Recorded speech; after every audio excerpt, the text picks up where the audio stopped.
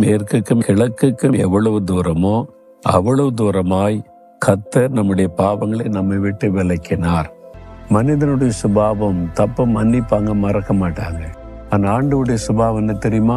ஒரு முறை இந்த ஆண்டவரே நான் பாவம் செய்துட்டு என்னை மன்னிச்சிருங்கன்னு உண்மையா மனம் அறிந்து ஜெபிச்சுட்டா அவர் மன்னிக்கிறது மாத்திரமல்ல, அந்த பாவத்தை மறந்து விடுவார். நீங்க திரும்ப போகும்போது நீங்க பாவம் செய்ததாகவே அவர் பார்க்க மாட்டார். உங்களை பரிசுத்தவானாக பரிசுத்தவாட்டியாக பார்ப்பார். அதனால சாத்தான் சந்தேகத்தை உண்டாக்குகிறவன். அவன்தான் குற்ற மனசாட்சியை கொடுப்பதற்கு நீ பாவம் செய்துட்டேன்னு சொல்லி கொண்டே இருப்பான்.